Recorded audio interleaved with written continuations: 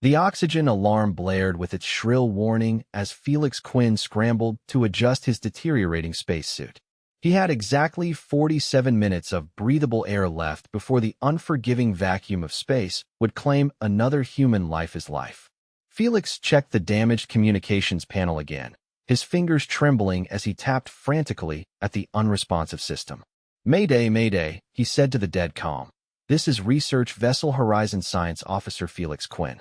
Shuttle critically damaged after asteroid collision. Currently adrift in uncharted space." No response came, just as it hadn't for the past 3 hours. The shuttle's main navigation system was fried, leaving Felix with only the dim emergency lights and the gradually depleting oxygen supply. Through the cracked viewport, he could see nothing but the infinite expanse of space, dotted with distant stars that offered no comfort. Felix's mind raced. He'd been on a routine mineral collection mission when the asteroid shower hit. Now he was drifting, slowly but surely, toward a planet he'd never seen in any of the Coalition's star charts. It appeared rocky and desolate from this distance, but it was his only hope. The shuttle's remaining thrusters sputtered pathetically as he attempted to direct his course toward the unknown world. His scientific training told him the odds of finding a breathable atmosphere were astronomically small, but desperation made even the smallest chances seem worth taking. As the planet grew larger in his viewport, Felix began to make out surface features: vast, craggy mountain ranges, deep canyons, and what appeared to be extensive cave systems. No signs of vegetation or water were visible from his approach vector, but the planet's atmosphere seemed dense enough to slow his descent if he could just get the entry angle right. "This is going to be rough," Felix muttered to himself as he strapped into the pilot's seat. The heat of atmospheric entry began to envelop the damaged shuttle, making the metal groan in protest. The cabin temperature rose rapidly, and sweat poured down Felix's face as he struggled to maintain control of the failing vessel.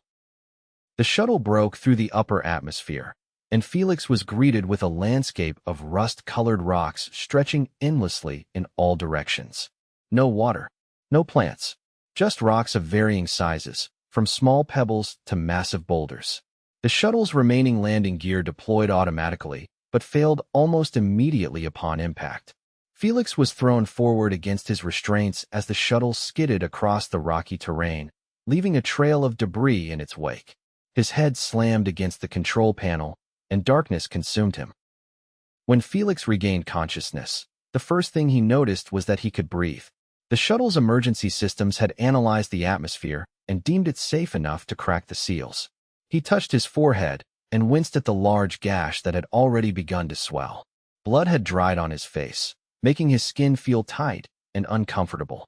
He unbuckled himself from the pilot's seat and tried to stand, only to collapse back down as pain shot through his left ankle.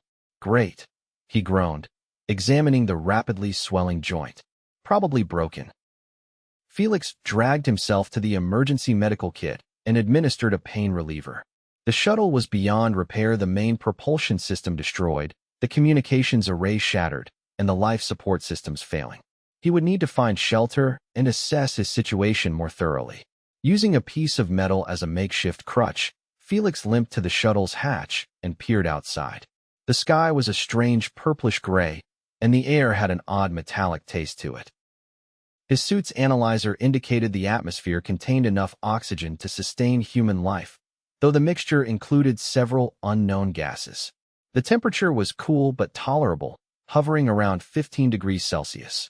Felix gathered what supplies he could salvage: emergency rations, water purifiers, the medical kit, and a few basic tools, and ventured outside.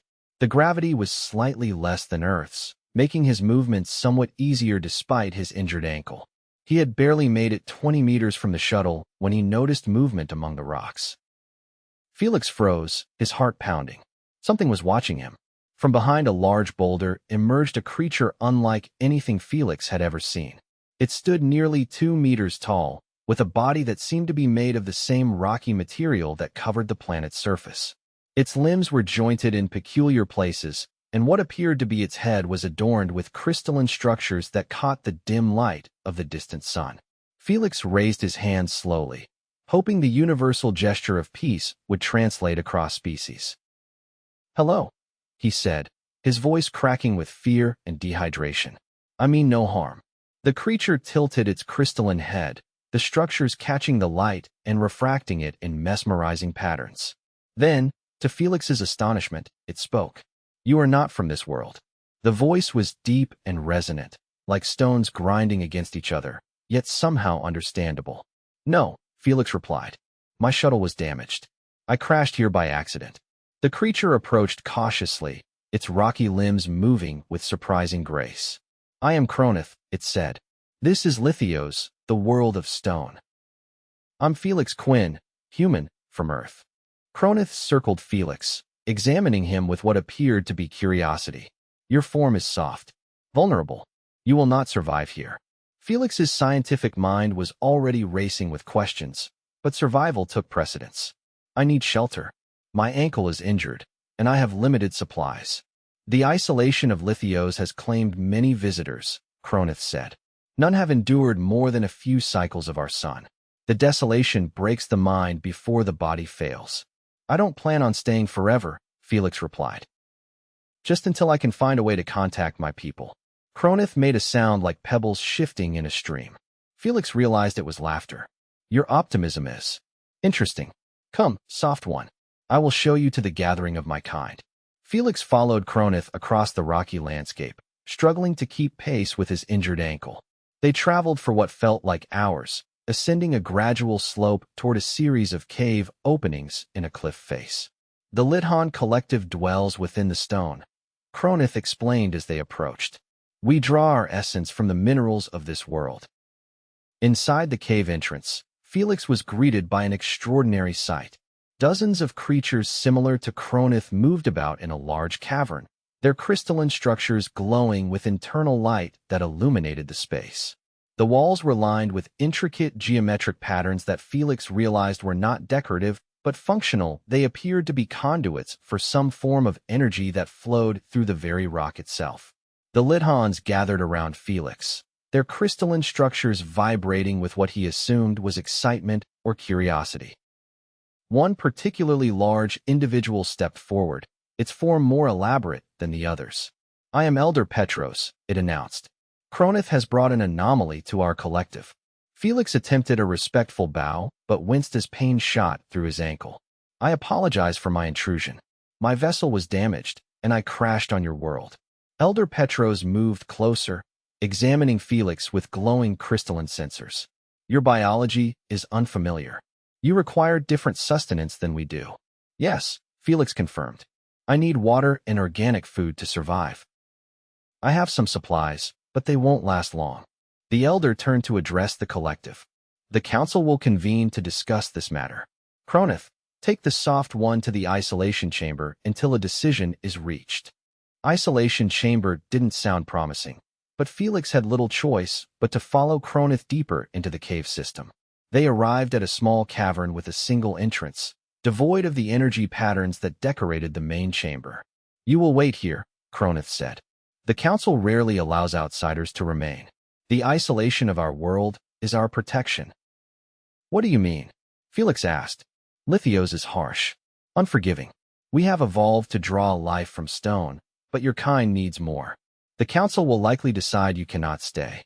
With that ominous statement, Cronoth departed, leaving Felix alone in the dim cavern. He sat carefully on a flat rock, examining his injured ankle. The swelling had worsened, and the pain was becoming more intense despite the medication. He needed to rest and develop a plan. Hours passed, and Felix drifted in and out of an uneasy sleep. His dreams were filled with the faces of his crewmates back on the horizon, probably already searching for him, but with no way to know where he had ended up. He was awakened by the sound of stone grinding against stone. Cronoth had returned, accompanied by Elder Petros and 2 other Lithans. The council has reached a decision, Elder Petros announced. You cannot remain within our collective. Felix's heart sank. I understand your concerns, but I have nowhere else to go. My shuttle is destroyed. You may not stay here, the elder continued, but we will not condemn you to immediate death. You will be given basic tools and knowledge of the land. What you do with them is your choice. It wasn't the warm welcome Felix had hoped for, but it was better than being executed on the spot. Thank you for this consideration, he said, struggling to his feet. Kronith approached with what appeared to be tools fashioned from the same rocky material as the Lithans themselves. These will help you shape stone, it explained. On the eastern ridge, there are caves that collect moisture. It is not much, but it might sustain you for a time. Felix accepted the tool's crude but effective implements for cutting and shaping rock. You said no one has endured isolation here. Why is that? Elder Petros made a sound like grinding stones. This world tests the mind as much as the body. Visitors crave companionship, vegetation, water, color, all the things Lithios lacks. They wander into the whispering plains seeking mirages and are never seen again. I'm not looking for mirages, Felix said firmly. I'm looking for survival. Then prove it, challenged Elder Petros. Show us that a soft one can endure what our world demands. If you survive one full cycle of our distant sun, what you might call a year, we will reconsider your place among us. It was a challenge, but also an opportunity. Felix nodded. I accept your terms. With that agreement made, Felix was escorted out of the cave system and back into the harsh landscape of Lithios. Kronith accompanied him to the eastern ridge, pointing out features of the terrain that might be useful. This area has been used by others who sought to survive alone, Kronith explained, gesturing to a relatively flat section of the ridge. None lasted more than 30 cycles of our nearest moon. Felix surveyed the area. The ridge offered some protection from the wind, and he could see several cave openings that might provide shelter. Why are you helping me? He asked. Kronith's crystalline structures shifted in what Felix was beginning to recognize as an expression of contemplation. Your kind intrigues me. You are adaptable in ways we are not. Perhaps you will succeed where others failed. I'll try not to disappoint, Felix said, attempting humor despite his growing concern. Kronith produced a small, glowing crystal from within its rocky form. This will help you find your way back to the collective when the time comes. Keep it safe. The Lithan placed the crystal in Felix's hand. It was warm and pulsed with a faint energy. Thank you, Felix said, carefully tucking the crystal into his pocket. With a final nod, Kronith turned and departed, leaving Felix truly alone for the first time since the crash. The reality of his situation began to sink in as he watched the Lithan disappear among the rocks. Felix's first priority was shelter. The cave openings Kronith had pointed out were his best option, but he needed to examine them carefully for any dangers. His ankle throbbed with every step as he made his way to the nearest opening. The cave was shallow but dry, with a floor of fine gravel that would be uncomfortable but manageable. Felix set down his salvaged supplies and the stone tools provided by the Lithans. He would need more than this cave to survive. He needed a real shelter, one that could protect him from the elements and provide some comfort during his long isolation. Felix spent the next few days exploring his surroundings, cataloging resources, and planning his shelter. The pain in his ankle gradually subsided as he fashioned a proper splint from materials in his medical kit. He discovered that the caves did indeed collect moisture, as Kronith had said. Small pools of water formed where mineral deposits created natural basins. The water tasted odd, but was safe according to his analyzer. His food supplies would last perhaps 2 weeks if he rationed carefully, but after that, he would need to find an alternative. The Lithans didn't eat as humans did, drawing their sustenance directly from the minerals in the rocks, so they had offered no solutions to this problem. On his 5th day on Lithios, Felix began construction of his shelter.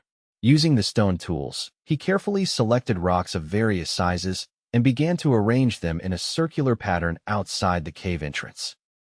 His scientific background included some basic engineering principles, and he recalled reading about ancient human structures built without mortar. The work was grueling. Each stone had to be selected for its shape and size, then carefully positioned to interlock with its neighbors. Felix's hands became raw and blistered, but he continued working from dawn until dusk each day, driven by the need to create something permanent in this alien landscape. By the 10th day, the walls of his structure stood waist-high.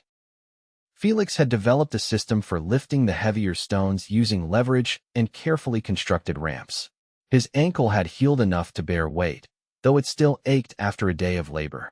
That evening, as Felix sat at the entrance to his half-built shelter watching the alien sunset, paint the rocky landscape in shades of purple and orange, he noticed movement in the distance.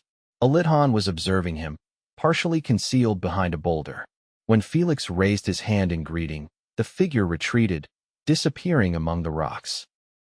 "I guess I have an audience," Felix muttered to himself. The thought that he was being watched was both comforting and unnerving. Were the Lithans expecting him to fail? Or were they simply curious about this strange soft creature trying to survive in their harsh world? As the days passed, Felix's shelter took shape. He had created a circular structure with walls nearly 2 meters high, leaving an opening for a doorway. The next challenge was the roof. Without trees for timber, he would need to fashion a stone ceiling that wouldn't collapse on him. Felix studied the natural formations in the caves for inspiration. He noticed how some of the larger caverns had domed ceilings that distributed weight evenly. Using this principle, he began to arrange stones in gradually narrowing circles, creating a dome over his circular base. On the 20th day, as Felix was carefully positioning a keystone at the top of his dome, he lost his balance on his makeshift scaffolding. He tumbled to the ground, landing hard on his back. Pain shot through his body, and for a moment, he couldn't breathe. When he finally managed to draw air into his lungs, he realized he couldn't move his left arm. "No, no, no," he gasped, using his right hand to feel along his left shoulder. The joint was obviously dislocated, the bone pushing against the skin at an unnatural angle.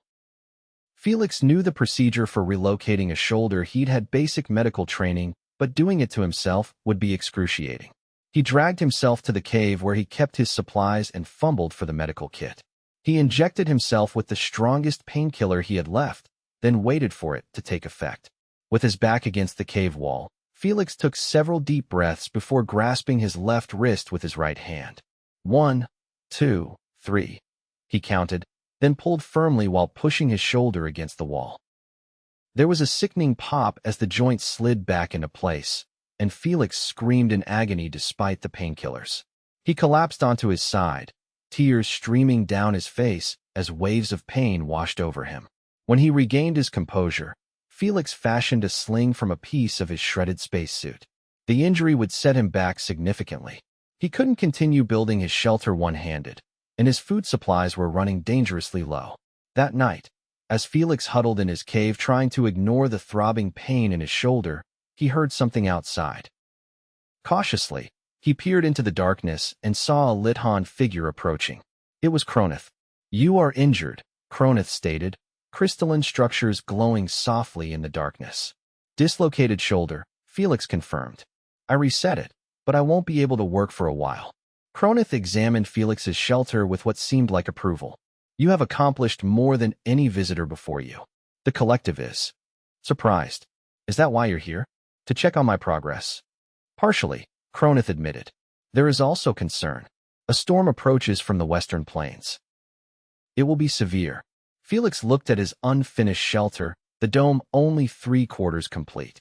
"I won't be able to finish in time." Cronoth was silent for a moment, then said, "I cannot directly assist you.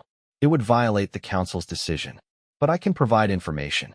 The Lithan proceeded to explain how the local rocks behaved during storms, which formations offered the best protection, and how to secure loose materials. "Thank you," Felix said when Cronoth had finished. "Why are you helping me?" "Your determination is admirable," Cronoth replied. "Most visitors give up when faced with isolation. They seek companionship, comfort. You seek to adapt instead." "I don't have much choice," Felix said with a wry smile. "There is always a choice," Cronoth countered. "You could surrender to despair. Many have." The Lithan departed shortly after, leaving Felix with much to consider. The impending storm meant he needed to secure what he had built so far. Using Cronoth's advice, Felix spent the next day one-handedly wedging smaller stones into gaps in his dome to stabilize it and creating a windbreak at the entrance to his shelter. The storm arrived that night with a fury that surpassed anything Felix had imagined. Winds howled across the ridge, carrying dust and small rocks that pelted his shelter like bullets. Felix huddled inside, listening to the storm rage outside and praying his construction would hold. At the height of the storm, a section of the dome collapsed, sending stones crashing down dangerously close to where Felix was sheltering. Rain began to pour through the opening, not water, but a thick, viscous liquid that sizzled when it hit the ground. Felix scrambled to the opposite side of his shelter, watching in horror as the strange rain etched patterns into the stone floor. The storm lasted for 3 days. Felix remained trapped in his partially collapsed shelter, surviving on his last few rations and collecting the peculiar rainwater in containers after discovering it became safe to drink once it stopped reacting with the stone. When the storm finally subsided, Felix emerged to survey the damage. His shelter had held up better than expected, with only one section of the dome damaged. The surrounding landscape, however, had been transformed. New formations of crystal had sprouted where the rain had pooled, glittering in the pale sunlight. Felix's scientific curiosity was piqued. He collected samples of the crystals, noting their structure and properties. They seemed to generate a small amount of heat and emitted a faint glow at night. This discovery gave him an idea. Over the next week, as his shoulder healed enough to allow limited use of his left arm, Felix began incorporating the crystals into his rebuilding efforts. He placed them strategically within the walls and dome of his shelter, using their natural heat to create a warming system and their glow to provide light. Felix's food supplies were now completely exhausted, but he had made another critical discovery during the storm. The rainwater, once settled, contained microscopic organisms similar to algae on Earth. Using containers from his shuttle, Felix created a system to cultivate these organisms, which his analyzer confirmed were edible, if not particularly tasty. As the local moon completed its cycle, Felix's shelter had evolved into something remarkable. The dome was complete, reinforced with a lattice of smaller stones that distributed weight evenly. The crystals embedded throughout provided warmth and light, and his algae farm supplied a steady, if monotonous, source of nutrition. One evening, as Felix sat outside his shelter watching the alien sunset, he noticed a group of Lithans approaching. Kronith was among them, along with Elder Petros and several others Felix hadn't met. "Your construction is impressive," Elder Petros said, examining the shelter. "You have used our world's resources in ways we had not considered." Felix stood to greet them, wincing slightly as his healing shoulder protested the movement. "I adapted to what was available. The storm crystals were an unexpected resource." "The storm crystals are sacred to our people," one of the unfamiliar Lithans said, its tone somewhere between accusatory and curious. "They form only during the great tempests." "I didn't know," Felix apologized. "I can remove them if they hold special significance." Elder Petros raised a rocky appendage. "No, your use of them is innovative. We have always viewed them as objects of reverence, not utility. This perspective is valuable." The group inspected Felix's shelter, commenting on his techniques and asking questions about his design choices. Felix explained his reasoning, drawing on his scientific background and the principles of engineering he had applied. "You have endured 60 cycles of our moon," Kronith noted. "Longer than any visitor before you." "I have a strong motivation to survive," Felix replied. "Indeed," Elder Petros said. "The Council has been monitoring your progress. Your adaptation to isolation is unexpected. Most intelligent species crave social interaction, yet you seem to thrive in solitude." Felix laughed, the sound echoing off the rocky landscape. "I wouldn't say I'm thriving. I miss conversation, fresh food, and a proper bed. But I've always been comfortable with my own company. As a scientist, I spent many long hours alone with my research." The elder's crystalline structures vibrated in what Felix had come to recognize as contemplation. "Perhaps this is why you succeed where others failed. The isolation breaks most minds, but yours finds purpose in it." The Lithans departed soon after, leaving Felix with a sense that he had passed some sort of test. He continued to refine his shelter, adding an inner wall that created an insulating air pocket and improving his water collection system. The crystals grew in brilliance as they matured, making his home increasingly comfortable. As Felix approached the 100th cycle of the moon, nearly a third of the local year, he received another visit from Kronith. This time, the Lithan brought news. "A signal has been detected in orbit," Kronith announced. "It matches the frequency patterns from your damaged vessel." Felix's heart leaped. "A rescue ship? My people are looking for me." "It appears so," Kronith confirmed. "The Council has decided to allow communication." Your survival has changed perspectives among my kind. Felix could hardly contain his excitement. After months of isolation, the prospect of contact with other humans was overwhelming. How can I signal them? Cronith produced a device fashioned from the same crystalline material that adorned the Lithans' bodies. This will amplify your communication device's signal. It should reach orbit. Felix retrieved the damaged communicator from his salvage supplies. With Cronith's help, he connected it to the crystal amplifier. The device hummed with energy as it powered up. Mayday, Mayday, Felix transmitted. This is Research Vessel Horizon Science Officer Felix Quinn. I am stranded on an uncharted planet. If anyone can hear this, please respond. For several tense minutes, there was nothing but static. Then, a crackled voice broke through. Felix? Is that really you? This is Captain Langford of the Horizon.